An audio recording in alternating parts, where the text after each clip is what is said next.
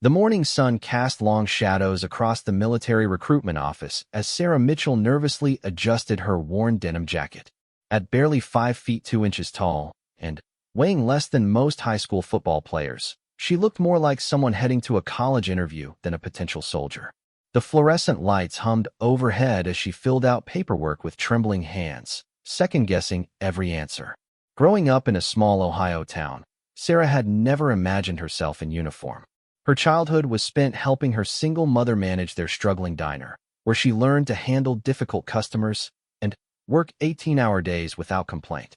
When her younger brother Jake was diagnosed with a rare genetic disorder requiring expensive treatment, the family's medical bills began piling up faster than the tips Sarah earned waiting tables after school. The military recruiter, Sergeant Rodriguez, had visited her high school during senior year with promises of educational benefits and steady pay. While her classmates rolled their eyes at his presentation, Sarah listened intently. The college fund and healthcare benefits could change everything for her family. That night, she researched every branch of service, reading testimonials and requirements until her eyes burned from staring at the computer screen. Her mother, Linda, was initially horrified at the suggestion. "Honey, you're built for books and business, not boots and battle," she said while wiping down tables at the diner. "You've got a scholarship to state. Don't throw that away for some military fantasy." But Sarah had already made up her mind. The scholarship would cover tuition, but not Jake's medical expenses or their mounting debt. The decision became final when Jake's condition worsened, requiring immediate surgery that insurance wouldn't fully cover. Sarah walked into the recruitment office the next morning, determined to sign whatever papers would get her family the help they desperately needed. Sergeant Rodriguez looked surprised when the petite teenager announced her intention to enlist in the Army. "Are you sure about this, Miss Mitchell?" he asked, glancing at her slight frame. "Basic training is extremely challenging, even for our strongest recruits." Sarah met his gaze steadily. "I'm stronger than I look, Sergeant." The physical fitness test required for enlistment proved more challenging than expected. Sarah struggled through push-ups, barely meeting the minimum requirement. Her run time was acceptable, but not impressive. The recruiter shook his head as he reviewed her scores. "You're going to have a tough time at Fort Benning," he warned. "The drill sergeants there don't care about your good intentions." Despite his concerns, Sarah's determination impressed him enough to approve her enlistment. She would ship out to basic training in 8 weeks, giving her time to prepare physically and mentally for what everyone warned would be the most difficult experience of her life. Those 8 weeks flew by in a blur of early morning runs and evening workouts. Sarah pushed herself harder than ever before, running the same route through her neighborhood every day, adding distance gradually. She borrowed military training manuals from the library, memorizing everything from proper uniform standards to basic military protocol. Her best friend Jessica thought she had lost her mind. "You're going to get yourself killed," she said during what would be their last shopping trip together. "Those drill sergeants are going to eke you alive." Even Jake, despite benefiting from her decision, worried about his sister's safety. "You don't have to do this for me," he told her repeatedly. But Sarah knew there was no turning back. The night before shipping out, she sat in her childhood bedroom, packing the few personal items allowed in basic training. Her mother knocked softly on the door, entering with red-rimmed eyes. "I'm proud of you," Linda whispered, "and I'm terrified for you." The bus ride to Fort Benning, Georgia, took 14 hours. Sarah sat quietly among 30 other recruits, mostly young men who seemed much more confident about their decision. They talked loudly about video games and action movies, treating the experience like an adventure. Sarah pulled her jacket tighter and tried to calm her racing heart. Fort Benning appeared suddenly, through the bus windows like a small city of identical buildings and perfectly manicured lawns. Everything looked orderly and intimidating.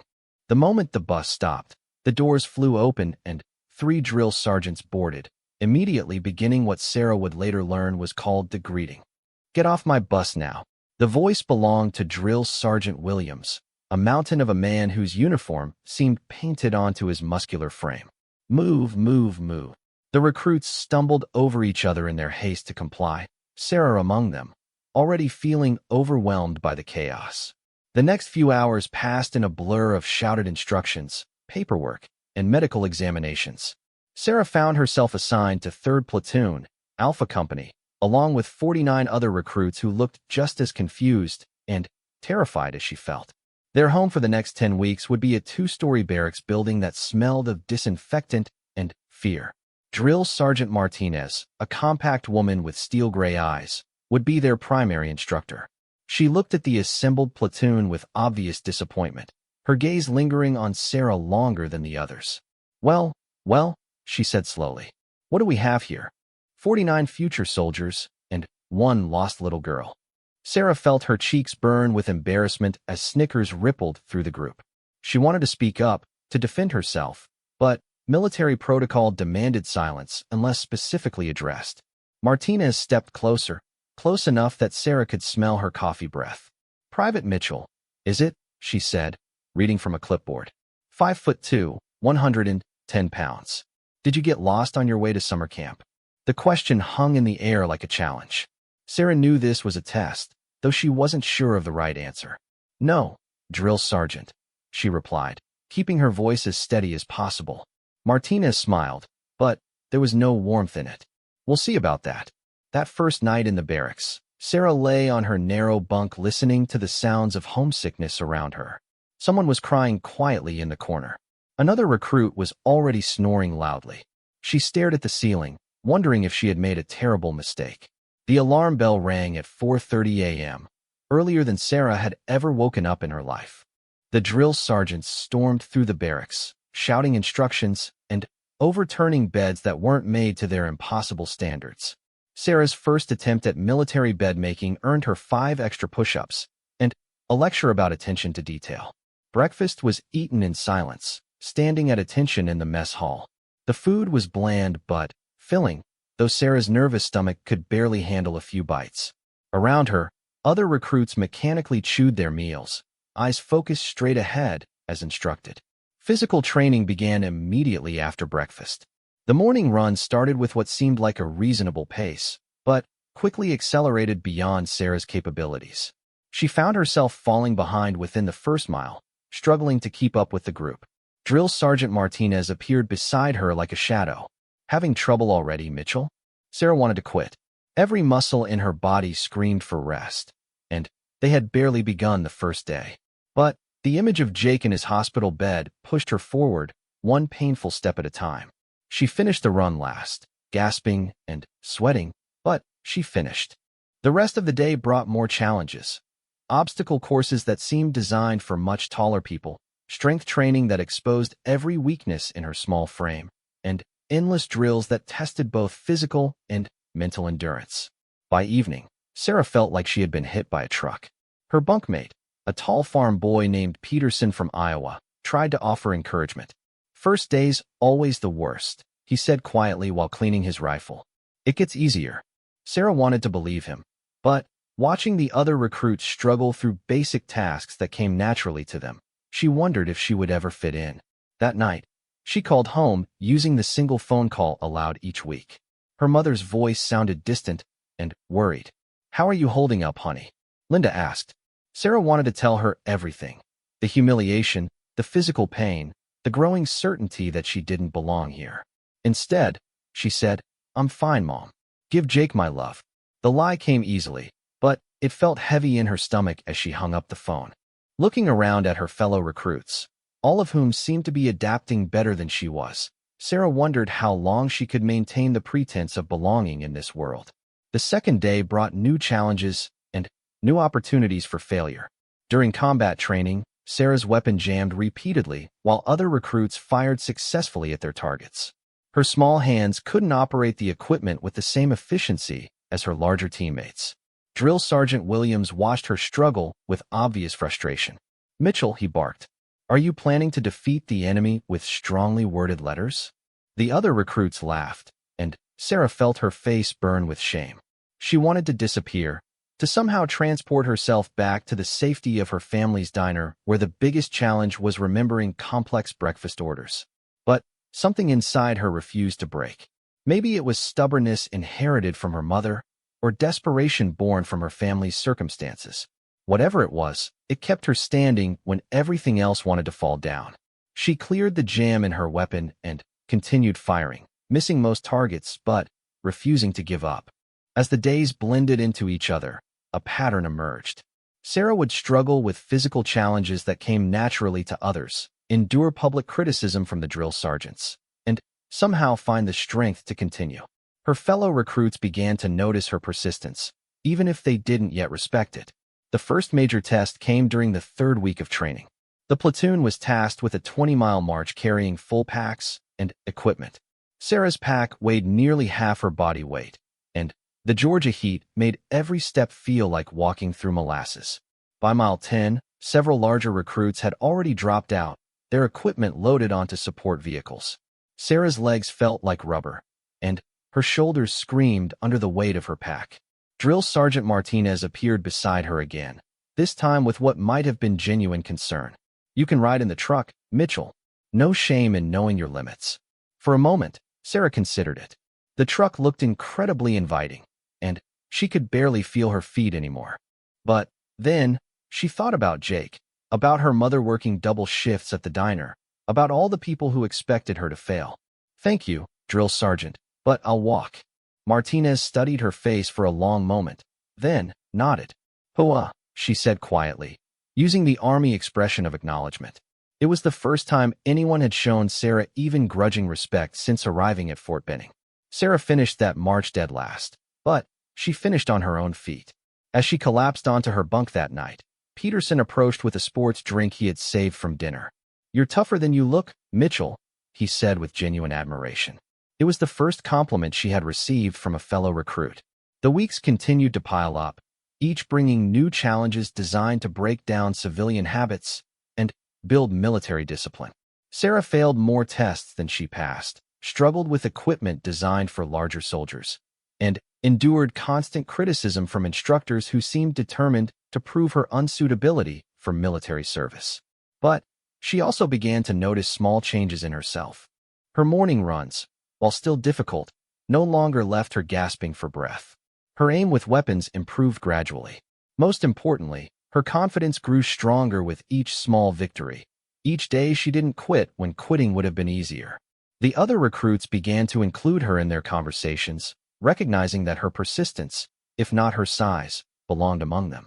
They started calling her Mighty Mouse, a nickname that began as gentle mockery but evolved into genuine affection. As the halfway point of basic training approached, Sarah realized she had survived longer than anyone, including herself, had expected. The drill sergeants still criticized her performance, but their comments carried less venom than before. She was becoming a soldier, slowly and painfully, but undeniably. The real test of her transformation would come soon, in the form of challenges that would push not just her physical limits, but everything she believed about herself and her place in this unforgiving world. The alarm clock's harsh buzzing cut through Sarah's deep sleep at 4:15 a.m., 15 minutes earlier than usual. Week 6 of basic training had arrived, bringing with it the most intensive phase of soldier development. The drill sergeants had warned them that everything up to this point had been preparation. Now the real work would begin. Sarah rolled out of her bunk with practiced efficiency, her body automatically going through the morning routine that had become second nature. Around her, the other recruits moved like a well-oiled machine, each person knowing exactly what needed to be done and how quickly it needed to happen. The transformation from confused civilians to disciplined soldiers was nearly complete. But as Sarah laced up her boots in the pre-dawn darkness, she couldn't shake the feeling that something was different about today. Drill Sergeant Martinez had been unusually quiet during yesterday's training, watching the platoon with an intensity that made everyone nervous. When drill sergeants got quiet, it usually meant something unpleasant was coming. The morning formation brought confirmation of Sarah's suspicions. Instead of their usual training schedule, 3rd Platoon was marched to a briefing room they had never seen before. Maps covered every wall, showing terrain features and tactical positions. At the front of the room stood Colonel Hassan, the base commander, alongside their familiar drill sergeants. "Ladies and gentlemen," Colonel Hassan began, his voice carrying the authority of someone accustomed to absolute obedience. "Today begins your final evaluation period. Over the next 4 weeks, you will face challenges designed to test everything you have learned during your time at Fort Benning. Sarah felt her stomach tighten as the colonel continued his briefing. The evaluation would include advanced combat scenarios, leadership rotations, and something called stress inoculation training. That sounded particularly ominous. Most importantly, failure during this period would result in immediate recycling to an earlier training cycle, extending their stay at Fort Benning by months. Your first challenge begins in 1 hour, Drill Sergeant Williams announced as the colonel departed. You will participate in a tactical exercise designed to simulate real combat conditions. Some of you will excel. Others will discover they are not cut out for military service. As they filed out of the briefing room, Peterson whispered to Sarah, "Stress inoculation training sounds like a fancy way of saying they're going to try to break us." Sarah nodded grimly, remembering stories she had heard from soldiers who had completed advanced training. The military had countless ways of testing a person's limits. The tactical exercise began at a mock village constructed on the base's training grounds. The platoon was divided into squads of 8 soldiers each, with rotating leadership assignments. Sarah found herself assigned to Squad 2 under the temporary command of Rodriguez, a confident recruit from Texas who had emerged as one of the platoon's natural leaders. Their mission seemed straightforward: advance through the village, locate and secure a simulated weapons cache, and extract without casualties. What they didn't know was that their instructors had designed the scenario to test not just their tactical knowledge, but their ability to function under extreme stress. The first indication that this wasn't a normal training exercise came when live ammunition began firing over their heads. The bullets weren't aimed at the recruits, but they were real, and the sound of them cracking through the air was unlike anything Sarah had experienced. Several squad members immediately dropped to the ground and stayed there, paralyzed by fear. Sarah felt her training kick in automatically. Despite the terror clawing at her chest, she continued moving forward with her squad, using the cover and concealment techniques they had practiced repeatedly over the past weeks. Her small size, which had been such a disadvantage in physical challenges, now proved beneficial as she slipped between obstacles that larger soldiers couldn't navigate as easily. The weapons cache was located in a building at the center of the village, but getting there required crossing an open courtyard under simulated enemy fire. Rodriguez froze at the edge of the courtyard, unable to give orders while under such intense stress. The squad looked to him for leadership, but he remained silent, his face pale with uncertainty. Without thinking about rank or protocol, Sarah began directing her squad mates' movement across the dangerous open ground. "Peterson, lay down covering fire from that window," she called out, her voice surprisingly steady. "Johnson, circle around the left side. I'll take the direct approach." Her plan worked perfectly.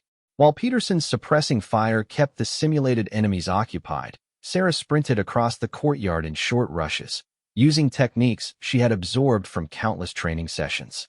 She reached the objective first, securing the mock weapons cache just as her squad mates arrived from their flanking positions. The exercise continued for 6 hours, with scenarios becoming progressively more complex and stressful. Sarah found herself taking charge repeatedly as other squad leaders succumbed to the pressure. Her small stature allowed her to move through the training environment with an agility that impressed even the observing instructors. When the exercise finally ended, the platoon was exhausted and emotionally drained. Several recruits had suffered what the drill sergeants called stress reactions, basically temporary breakdowns under the intense pressure of realistic combat simulation. Sarah, despite her physical fatigue, felt more energized than she had since arriving at Fort Benning. Drill Sergeant Martinez approached her as the squad was cleaning their equipment. "Interesting performance today, Mitchell," she said, her tone unreadable. "You seem to handle pressure better than some of your larger colleagues." It wasn't quite a compliment, but it wasn't criticism either. That evening's debriefing session revealed how dramatically the day's exercise had reshuffled the platoon's internal hierarchy. Several recruits who had been considered natural leaders had performed poorly under stress, while others who had remained in the background suddenly emerged as capable decision-makers. Sarah's name appeared repeatedly in the positive performance reports. Rodriguez approached her during evening chow, his earlier confidence replaced by embarrassment. "Thanks for taking over out there," he said quietly. "I completely froze up when the shooting started." Sarah appreciated his honesty. "It happens to everyone," she replied. The important thing is learning from it. But not everyone was pleased with the day's developments. A group of recruits led by Thompson, a former college football player from Alabama, made their displeasure known during the evening's free time. "Since when does Mighty Mouse give orders to real soldiers?" Thompson said loudly enough for half the barracks to hear. The comment stung more than Sarah wanted to admit. She had proven herself capable during the exercise, but some of her fellow recruits still saw her as an outsider who didn't belong among them. The nickname Mighty Mouse had evolved from affectionate to mocking, depending on who was using it. Peterson defended her immediately. "She got us through that courtyard when Rodriguez couldn't function," he pointed out. "Size doesn't matter if you can think under pressure." But Thompson wasn't interested in logical arguments. "This is the Army, not some corporate boardroom," he shot back. "Leadership requires physical presence." The tension in the barracks was thick enough to cut as other recruits chose sides. Sarah wanted to defend herself, to point out that effective leadership came from competence and decision-making ability, not physical intimidation.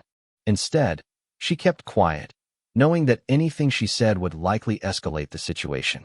The next morning brought a new challenge: individual combat assessments. Each recruit would face a series of one-on-one scenarios designed to test their personal combat skills. Sarah watched as her platoon mates took their turns, some performing admirably while others struggled with the physical demands. When her turn arrived, Sarah faced off against Thompson in a hand-to-hand combat exercise. The size difference between them was comical. Thompson outweighed her by more than 80 pounds and stood nearly a foot taller. The other recruits gathered to watch what they expected to be a quick and decisive victory for the larger soldier. The combat instructor, Sergeant Powell, explained the rules. Each participant would attempt to pin their opponent using approved techniques. The exercise would continue until one person achieved a successful pin or 5 minutes elapsed. "Remember," Powell emphasized, "this is about technique and leverage, not brute strength." Thompson smiled confidently as they faced off in the center of the training mat. "Nothing personal, Mighty Mouse," he said. "Just going to show everyone where you really belong." Sarah didn't respond, focusing instead on her training and the techniques she had practiced repeatedly over the past weeks. The match began with Thompson attempting to use his size advantage to overpower Sarah immediately. He lunged forward, trying to grab her and force her to the ground through sheer strength. But Sarah had anticipated this approach, using his momentum against him to slip aside and counterattack. What followed surprised everyone, including Sarah herself. Her small size and lower center of gravity gave her advantages that size and strength couldn't counter. While Thompson relied on power, Sarah used technique, leverage, and timing to neutralize his attacks. She moved like water around his attempts to grab her, always staying just out of reach. The turning point came when Thompson, frustrated by his inability to pin her, made a clumsy lunge that left him off balance. Sarah saw the opening immediately, using a throw technique she had practiced hundreds of times to send him tumbling to the mat. Before he could recover, she had achieved the pin position, holding him down despite his attempts to break free. Sergeant Powell called the match after Thompson's third failed attempt to escape. "Mitchell wins by submission hold," he announced matter-of-factly. The watching recruits stood in stunned silence. Thompson's face was red with embarrassment and anger as he climbed to his feet. "Lucky shot," he muttered, but the words carried no conviction. Everyone had seen what happened, and luck had nothing to do with it. Sarah had outfought him using skill and intelligence, proving that physical size wasn't the only factor in combat effectiveness. The victory felt good, but Sarah knew it would come with consequences. Thompson's supporters would resent her even more now, and her success would be attributed to luck or unfair advantages rather than legitimate skill. Still, she had proven something important to herself. She belonged here as much as anyone else. The afternoon brought urban warfare training in a facility designed to replicate city fighting conditions. The recruits moved through darkened buildings filled with obstacles, simulated enemies, and booby traps. Sarah's small size again proved advantageous as she navigated tight spaces and unexpected routes that larger soldiers couldn't access. During one particularly challenging scenario, her squad became pinned down by simulated enemy fire in a narrow alleyway with no apparent escape route. The squad leader, Martinez's temporary replacement Drill Sergeant Adams, was observing from a safe distance to see how they would handle the situation without direct leadership. While her squad mates looked for conventional solutions, Sarah noticed a narrow drainage tunnel that ran beneath the simulated enemy position. The tunnel was barely wide enough for her to crawl through, and certainly too small for any of the other squad members. Without asking permission, she began working her way through the tight space. The tunnel was claustrophobic and filled with standing water that soaked through her uniform. Sarah fought down waves of panic as she crawled through the darkness, knowing that her squad mates were counting on her to reach the other side. The sound of simulated gunfire echoed overhead, reminding her that this was supposed to represent a life-or-death situation. When she finally emerged behind the simulated enemy position, Sarah was able to provide flanking fire that allowed her squad to advance and complete their objective. The maneuver had been risky and unconventional, but it had worked when traditional approaches had failed. Drill Sergeant Adams approached her as the exercise concluded. "Where did you learn that tactical move, Mitchell?" he asked. Sarah realized she couldn't point to any specific training. The solution had come from pure instinct and creativity. "I just saw an opportunity and took it, Drill Sergeant," she replied. Adams nodded approvingly. "Initiative and creative thinking are just as important as following orders," he said. "You're starting to think like a real soldier." It was the most direct praise Sarah had received since arriving at Fort Benning, and it felt better than any medal could have. That evening's training evaluation meeting would determine who advanced to the final phase of basic training and who would be recycled for additional instruction.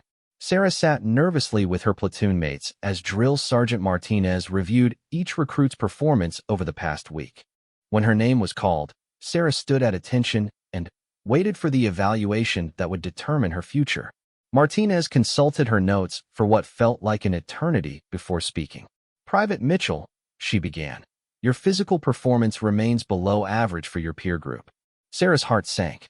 After all her efforts and small victories, it seemed like her size would still be the determining factor in her military future. But Martinez wasn't finished. "However," she continued, "your tactical thinking, leadership under pressure, and overall adaptability have been exceptional. You have earned advancement to the final phase of training." Relief flooded through Sarah as she realized she had passed this crucial milestone. Around her, other recruits received their evaluations, some positive, others devastating. 3 members of her platoon would be recycled, forced to repeat weeks of training with a new group of recruits. Thompson was among those selected for advancement, though his evaluation included sharp criticism of his performance under pressure. As they filed out of the briefing room, he approached Sarah with an expression she couldn't read. "I still don't think you belong here," he said quietly, "but I respect what you did out there today." It wasn't an apology or an admission of error, but it was acknowledgement that Sarah had earned her place through performance rather than luck or favoritism. She nodded in response, understanding that some prejudices would take longer to overcome than others. The final weeks of basic training would bring the ultimate test, a complex field exercise that would challenge everything they had learned about being soldiers. Sarah felt ready for whatever came next, confident that she had proven her ability to adapt and overcome the challenges that military life demanded. As she fell asleep that night, Sarah thought about how much had changed since that first terrifying day at Fort Benning. She was still the smallest person in her platoon, but she was no longer the weakest. She had found ways to turn her perceived disadvantages into strengths, and, more importantly, she had found her place among these soldiers who were becoming her brothers and sisters. The drill sergeants had been wrong about one thing. She wasn't a lost little girl who had wandered into the wrong place. She was exactly where she belonged, even if it had taken weeks of hard work and determination to prove it to everyone, including herself. Week 9 arrived with ominous gray clouds gathering over Fort Benning, as if the weather itself was preparing for what everyone knew would be the most challenging test of their military careers. The final field exercise, known simply as the Crucible, would last 72 hours and test every skill, every lesson, and every ounce of determination the recruits had developed over the past 2 months. Sarah stood in formation with the 37 remaining members of 3rd Platoon, each recruit now bearing the lean, hardened appearance of soldiers rather than the soft civilians who had arrived weeks earlier. The transformation was remarkable, shoulders broader, posture straighter, eyes sharper with confidence earned through countless small victories and failures. Drill Sergeant Martinez paced in front of the assembled platoon, her usual stern expression replaced by something that might have been pride. "Over the next 3 days," she announced, "you will face the ultimate test of your readiness to serve as United States Army soldiers. You will be hungry, tired, and pushed beyond what you think are your limits." The briefing that followed outlined a complex scenario involving multiple objectives spread across 50 square miles of Georgia wilderness. The platoon would be divided into smaller teams, each responsible for specific missions that would contribute to an overall strategic goal. Communication between teams would be limited, forcing each group to operate independently while maintaining awareness of the bigger picture. Sarah found herself assigned to Team Alpha, an 8-person unit tasked with the most challenging objective of the entire exercise. Their mission: infiltrate a heavily defended enemy position, locate and secure critical intelligence, and extract without alerting the remaining enemy forces to their presence. The target was positioned 12 miles deep in hostile territory, requiring a night march through difficult terrain. Team Alpha's composition reflected the diversity of skills that had emerged during training. Peterson brought his natural leadership abilities and rural outdoors experience. Johnson contributed technical expertise with communications equipment. Williams provided heavy weapons knowledge. Each member had been selected for specific capabilities that would be essential to mission success. Sarah's inclusion in the elite team surprised some of her fellow recruits, but not the drill sergeants who had observed her performance throughout training. Her small size, tactical thinking, and ability to remain calm under pressure made her invaluable for infiltration missions that larger soldiers couldn't accomplish. The team's leader was Rodriguez, the same recruit who had frozen during their first tactical exercise weeks earlier. His performance had improved dramatically since that embarrassing moment, and he had specifically requested Sarah for his team after observing her problem-solving abilities during urban warfare training. "Mitchell," Rodriguez said during their initial planning session, "you're going to be our primary infiltrator. If there's a way into that compound that doesn't involve kicking down doors, you're going to find it." Sarah nodded, understanding the responsibility being placed on her shoulders. Success or failure of the entire mission might depend on her ability to find solutions that others couldn't.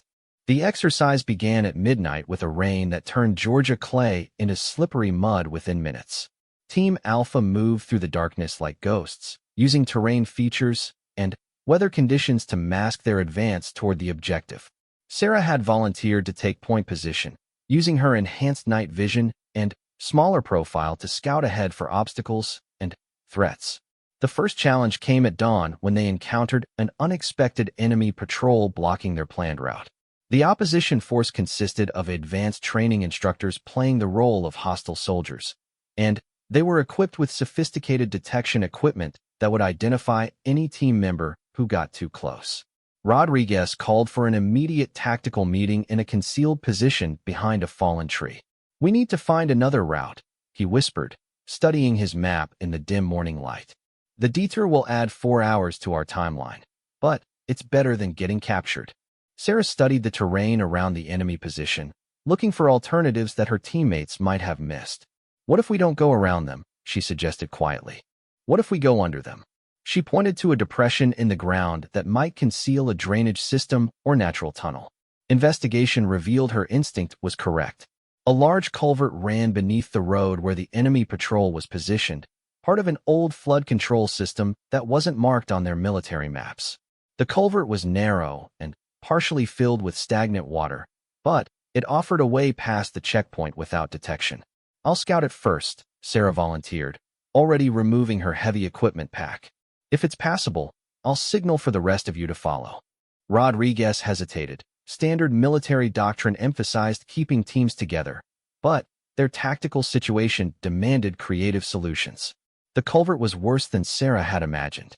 3 feet in diameter and half filled with murky water that smelled of rotting vegetation, it stretched nearly 200 yards beneath the road and surrounding area. Sarah had to crawl on her hands and knees through the claustrophobic space, fighting down waves of panic as the tunnel seemed to close in around her. Halfway through, she encountered a partial collapse that had reduced the tunnel to barely 18 inches of clearance. A larger soldier would have been unable to continue, but Sarah managed to wriggle through the constricted space by removing her remaining equipment and pushing it ahead of her. When she finally emerged on the far side of the enemy position, Sarah was covered in mud and barely recognizable as a soldier. But she had successfully bypassed an obstacle that would have stopped conventional approaches. She signaled her teammates, who followed her route one at a time until the entire team had regrouped beyond the patrol. "Outstanding work, Mitchell," Rodriguez said as they continued toward their objective. "I've never seen infiltration techniques like that in any manual." Sarah felt a surge of pride at the praise, but also a growing awareness that her unconventional approach was becoming essential to her team's success. The intelligence target was located in a mock compound protected by multiple layers of security. Perimeter guards, motion sensors, and roving patrols created a defensive system that seemed impossible to penetrate undetected. Traditional assault methods would trigger alarms and result in automatic mission failure. Sarah spent 2 hours observing the compound from concealed positions, noting patrol patterns, and identifying potential weaknesses in the security system. The facility had been designed by military experts specifically to challenge advanced tactics, but they had focused on stopping conventional approaches. The breakthrough came when Sarah noticed that the compound's architects had overlooked a maintenance access point on the building's roof. A ventilation system designed to appear realistic included an intake shaft large enough for a small person to enter, but positioned too high for normal infiltration methods. "I can get in through the roof," she told Rodriguez during their final planning session.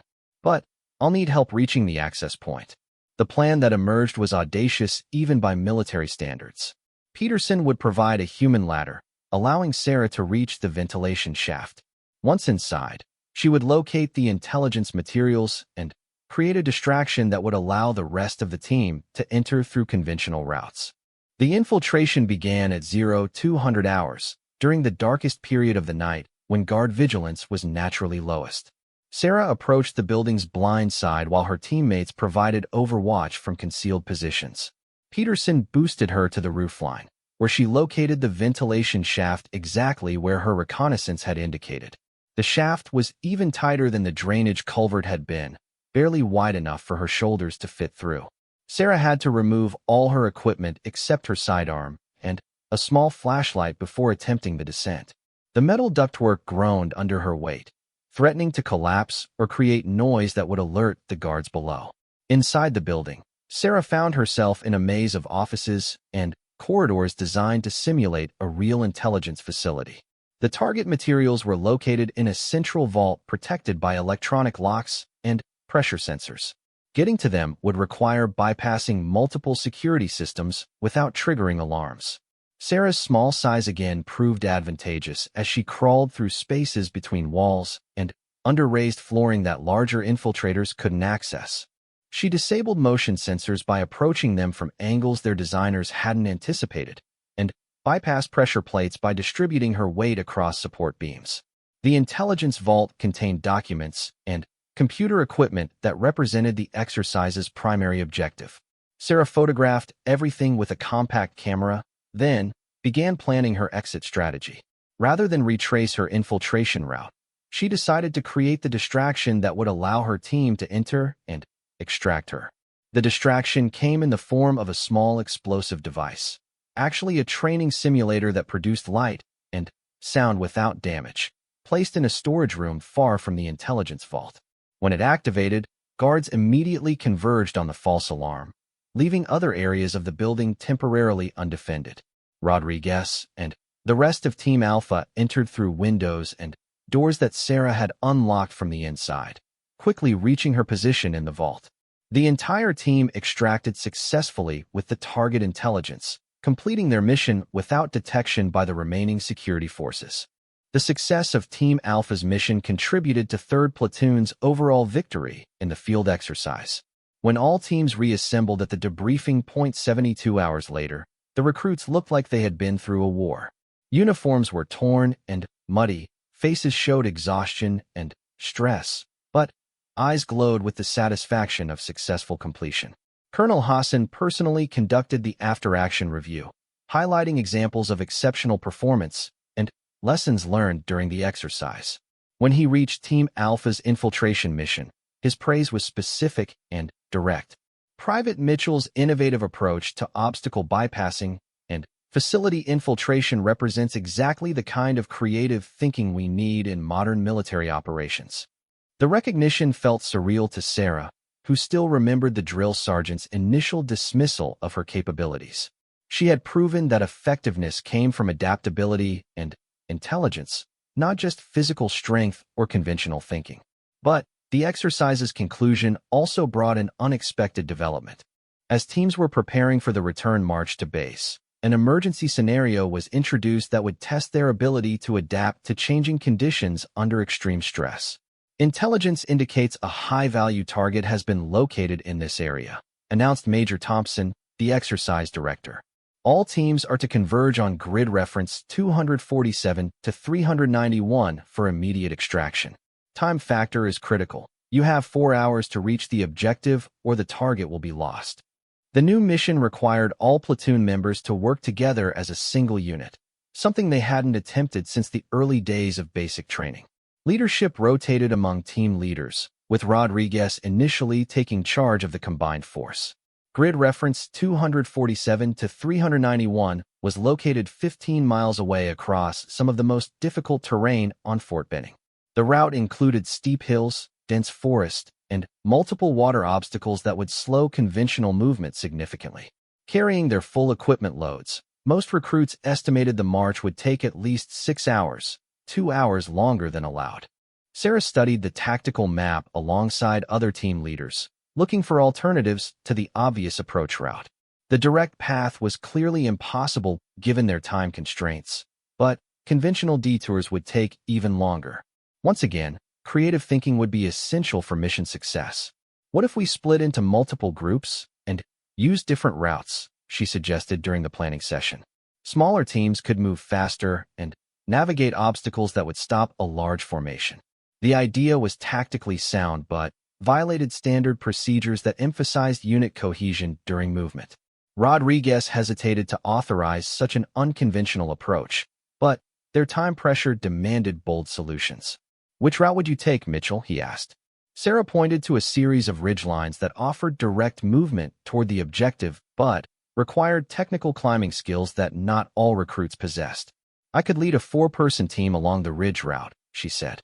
"We'd reach the objective first and establish security for the main force."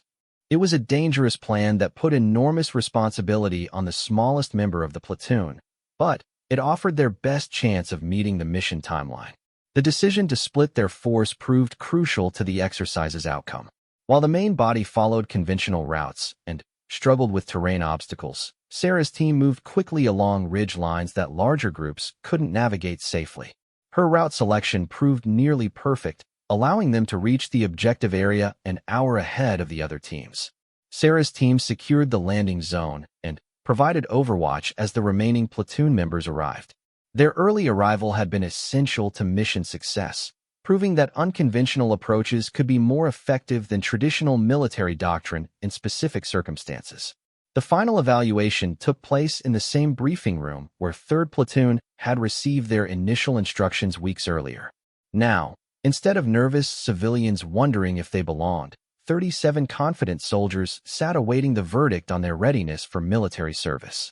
Drill Sergeant Martinez stood at the front of the room with an expression that had evolved from skepticism to genuine respect. "Ladies and gentlemen," she began, "you have successfully completed basic training at Fort Benning. You are now soldiers in the United States Army." The words sent chills through Sarah as she realized she had achieved something that had seemed impossible during those first terrifying days.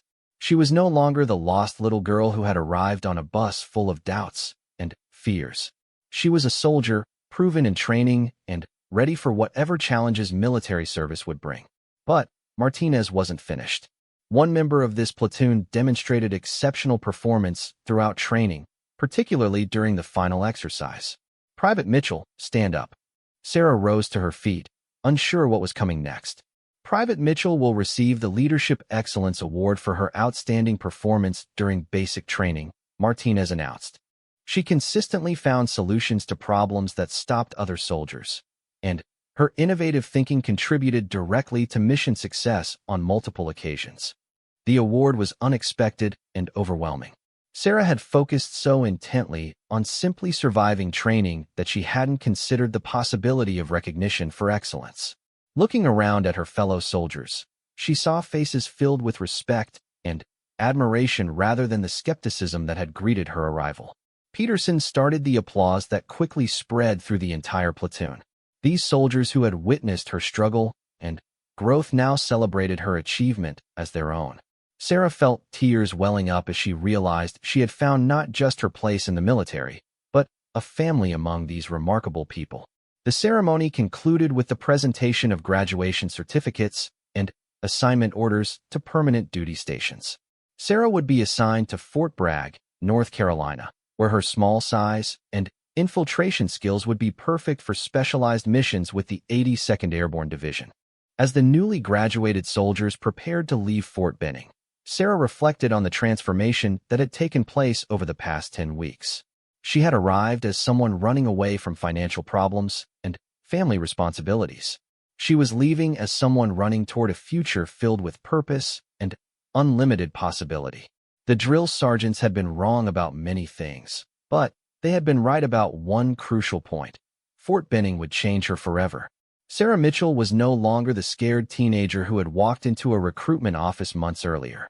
She was a United States Army soldier, ready to serve her country and prove that determination could overcome any obstacle. Fort Bragg, North Carolina, greeted Sarah with the organized chaos that defined one of America's largest military installations. 6 months had passed since her graduation from basic training, and those months had transformed her from a newly minted soldier into a capable paratrooper with the 82nd Airborne Division. The red beret she now wore represented acceptance into an elite community that prided itself on rapid deployment and unconventional warfare capabilities. Sarah's assignment to Bravo Company, 3rd Battalion, had initially raised eyebrows among her new squad mates. The 82nd Airborne was known for its physically demanding missions and aggressive culture, neither of which seemed suited to someone of her small stature. But her personnel file included glowing recommendations from Fort Benning instructors, and her performance during airborne training had been exceptional. Staff Sergeant Morrison, her squad leader, was a 20-year veteran who had served in multiple combat deployments across the Middle East and Africa. He approached Sarah's arrival with the cautious optimism of someone who had seen promising soldiers fail under pressure and unlikely candidates exceed all expectations. "Mitchell," he said during her first day with the unit, "your drill sergeants say you're something special. But Fort Benning isn't combat, and combat is what we do here. You'll need to prove yourself all over again." Sarah understood completely. Military credibility was earned through performance, not reputation. The first few months at Fort Bragg followed a familiar pattern from basic training. Sarah struggled with some physical challenges designed for larger soldiers, excelled at tasks requiring intelligence and creativity, and gradually earned the respect of her peers through consistent performance and unwavering determination. Her breakthrough moment came during a complex training exercise that simulated urban warfare conditions in a mock city constructed on base. Bravo Company was tasked with clearing a building complex held by simulated enemy forces, but conventional assault methods had failed repeatedly during previous attempts by other units. Sarah proposed an infiltration approach similar to those she had used successfully during basic training. Rather than announcing their presence with explosive breaches and frontal assaults, her plan involved gaining entry through building systems that enemy forces wouldn't expect defenders to monitor. Staff Sergeant Morrison was skeptical but authorized her to attempt the infiltration with a small support team. Sarah's route took her through maintenance tunnels, ventilation systems, and service areas that connected multiple buildings in the complex. Her small size allowed her to access areas that larger soldiers couldn't reach. The infiltration succeeded beyond anyone's expectations. Sarah was able to disable security systems from within the complex, allowing her squad to enter undetected and complete their mission without the casualties that had marked previous attempts. The success earned her recognition throughout the battalion and a reputation as someone who could solve problems that stopped conventional approaches. 3 months later, that reputation would lead to the most challenging mission of Sarah's military career. The call came at 0230 hours on a cold February morning, awakening the entire battalion for an emergency deployment briefing. Such middle-of-the-night alerts usually meant real-world missions rather than training exercises. Lieutenant Colonel Barnes, the battalion commander, stood before an assembly of the unit's most experienced soldiers. Sarah was surprised to find herself included among the senior paratroopers and special operations personnel who filled the secure briefing room. Her presence among such company indicated that her unconventional skills were now considered essential capabilities. "Ladies and gentlemen," Colonel Barnes began, "we have received a priority mission that requires immediate response. A commercial aircraft has been hijacked over international waters and is currently being held at a remote airfield in North Africa. Intelligence indicates that conventional rescue approaches will result in hostage casualties." The briefing that followed outlined a scenario that seemed designed specifically for Sarah's unique capabilities. The hijacked aircraft was being held at an abandoned military airfield surrounded by open terrain that made traditional assault approaches impossible. The terrorists had positioned explosives throughout the aircraft and threatened to detonate them if rescue forces were detected. Intelligence reports indicated that the airfield's original construction included an extensive underground tunnel system designed for aircraft maintenance and fuel storage. These tunnels had been abandoned when the facility closed, but satellite imagery suggested they might still be accessible through hidden entrances around the airfield perimeter. "The tunnel system offers our only opportunity to approach the aircraft without detection," explained Major Rodriguez, the intelligence officer. "But the entrances are too small for most personnel, and we have no current maps of the tunnel layout. This mission requires someone who can navigate unknown underground spaces and adapt to unexpected obstacles." Sarah felt a chill of recognition as she realized why she had been included in this briefing. Her demonstrated ability to move through confined spaces and solve problems under extreme pressure made her uniquely qualified for this type of mission. But the stakes were unlike anything she had faced before. Real lives hung in the balance. Captain Williams, the mission commander, outlined the tactical plan. A small team would infiltrate the tunnel system and attempt to reach the aircraft from below. Their primary mission was gathering intelligence on the terrorists' positions and capabilities, but they would also be prepared to assist with hostage rescue if circumstances permitted. "Private First Class Mitchell will be our primary infiltrator," Captain Williams announced. "She has demonstrated exceptional ability in confined space operations and problem-solving under pressure. The success of this mission may depend on her ability to navigate unknown terrain and adapt to changing conditions." The weight of responsibility felt overwhelming. Sarah's training had prepared her for challenging situations, but nothing had prepared her for the possibility that dozens of innocent lives might depend on her performance. She thought briefly of her family back in Ohio, wondering what they would think if they knew their daughter was about to attempt one of the most dangerous missions in military history. Preparation for the mission involved intensive planning sessions that lasted throughout the day. Sarah studied every available piece of intelligence about the target airfield, memorizing layouts and identifying potential infiltration routes. The tunnel system remained largely unknown, but geological surveys suggested it extended throughout the facility's underground areas. The deployment began 12 hours later with a nighttime parachute insertion 20 miles from the target airfield. Sarah jumped alongside 5 other specialists, each selected for specific skills that would be essential to mission success. The insertion went perfectly, with all team members landing safely in the designated area. The approach to the airfield took 6 hours of careful movement through desert terrain that offered minimal concealment. Sarah used skills learned during countless training exercises to navigate the landscape without detection, leading the team to positions where they could observe the target without being seen. The scene at the airfield was tense and surreal. The hijacked aircraft sat on the main runway, surrounded by vehicles and armed terrorists who moved with the nervous energy of people under extreme stress. Through binoculars, Sarah could see passengers visible through the aircraft windows, their faces showing the strain of prolonged captivity. Finding the tunnel entrance required another 4 hours of reconnaissance around the airfield perimeter. The original construction plans indicated several access points, but decades of abandonment had left most of them sealed or collapsed. Sarah finally located a partially concealed entrance hidden beneath overgrown vegetation on the facility's north side. The tunnel entrance was even smaller than she had expected, barely large enough for her to squeeze through even after removing all unnecessary equipment. Captain Williams expressed concern about sending her into unknown underground spaces with no backup or communication capability. "If you encounter problems down there, we won't be able to help you," he warned. "This is completely outside normal operating procedures."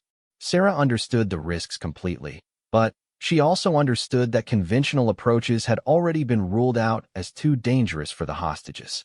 "I'll find a way through," she told her team leader with more confidence than she actually felt. "If there's a route to that aircraft, I'll locate it." The tunnel entrance seemed to swallow her small form as she disappeared into the underground darkness.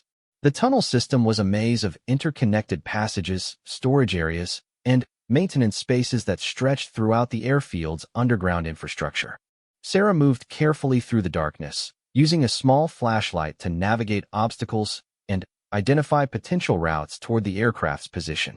The first major obstacle came in the form of a flooded section where broken pipes had filled the tunnel with several feet of stagnant water.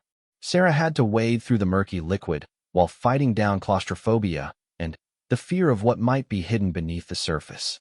Halfway through the tunnel system, she encountered evidence that her route was indeed leading toward the aircraft. Fresh air currents indicated ventilation connections to surface areas, and she began hearing muffled sounds that might have been voices or aircraft systems. The breakthrough came when Sarah located a vertical shaft that connected the tunnel system to surface facilities near the main runway. Climbing the narrow shaft required technical skills she had developed during training, but it brought her within 50 yards of the hijacked aircraft.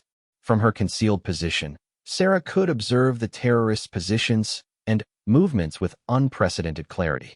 She counted 8 armed individuals around the aircraft, noting their weapons and patrol patterns. More importantly, she confirmed that explosives had been placed on the aircraft, but identified potential approaches that might avoid triggering them. Her intelligence-gathering mission was successful beyond expectations, but Sarah realized she was uniquely positioned to do more than just observe. The tunnel system included maintenance areas directly beneath the aircraft parking position, potentially allowing access to the plane's underside without detection. Sarah made the decision to extend her mission beyond its original scope. Using her radio and brief, coded transmissions, she informed Captain Williams of her intention to attempt direct access to the aircraft. The response was immediate and negative: "Stick to the intelligence-gathering mission and prepare for extraction." But Sarah had observed something during her reconnaissance that changed her assessment of the tactical situation. The terrorists had grown increasingly agitated as negotiations dragged on, and their body language suggested they were preparing to carry out their threats against the hostages. Sarah knew that time was running out for conventional rescue approaches. If she could access the aircraft from below and disable the explosive devices, it would create opportunities for her teammates to launch a successful assault. The decision to continue was technically insubordinate, but potentially life-saving. The route to the aircraft's underside required crawling through maintenance tunnels filled with debris and obstacles. Sarah moved inch by inch through spaces so confined that turning around would be impossible. If she encountered insurmountable barriers, her only option would be to back out the entire distance she had traveled. Reaching the aircraft required 3 hours of careful movement through increasingly difficult terrain. When Sarah finally located the access panel she had targeted, she was directly beneath the passenger compartment where hostages were being held. Every sound she made risked detection by terrorists who were growing more paranoid as rescue efforts continued. The explosive devices were more sophisticated than expected, but Sarah's technical training included basic demolitions knowledge. She was able to disconnect the triggering mechanisms without disarming the devices completely, effectively preventing remote detonation while leaving the explosives in place to avoid suspicion. Her modifications to the explosive system created the tactical opportunity that Captain Williams had been waiting for. When Sarah radioed her success, The assault team was already in position to exploit the window she had created. The rescue operation that followed was swift and decisive. Sarah remained hidden beneath the aircraft during the assault, emerging only after all terrorists had been neutralized and hostages secured. When she finally climbed out of the tunnel system, she found herself facing the grateful smiles of 43 passengers whose lives had been saved by her willingness to exceed mission parameters. The after-action reports credited Sarah's infiltration and intelligence gathering as the decisive factor in the mission's success. Her unauthorized modification of the explosive devices had violated direct orders, but created the conditions necessary for a successful rescue. Military leadership faced the unusual situation of recommending both disciplinary action and commendation for the same soldier. The resolution came in the form of a Bronze Star Medal for valor, accompanied by a promotion to specialist and assignment to specialized duties that would utilize her unique capabilities. Sarah's unconventional approach had proven that military effectiveness sometimes required thinking beyond established doctrine. 6 months later, Sarah stood before a new group of recruits at Fort Benning, wearing the instructor's badge that marked her transition from student to teacher. Her assignment to the training command represented recognition that her experiences and methods could benefit future generations of soldiers. The drill sergeant hat felt strange on her head as she looked at the nervous faces assembled before her.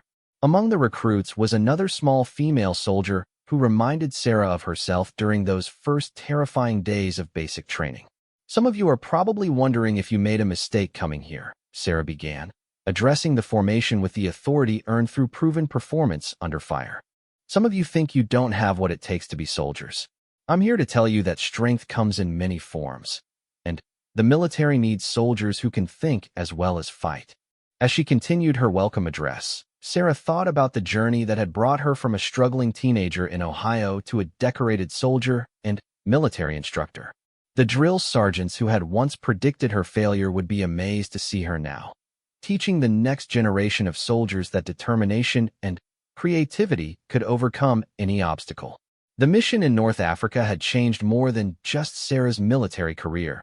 It had changed how the military thought about unconventional capabilities and the value of soldiers who approach problems from unexpected angles.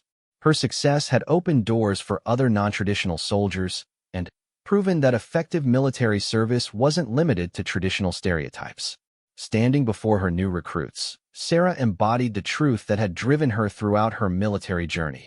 The uniform didn't make the soldier, but the soldier could redefine what it meant to wear the uniform.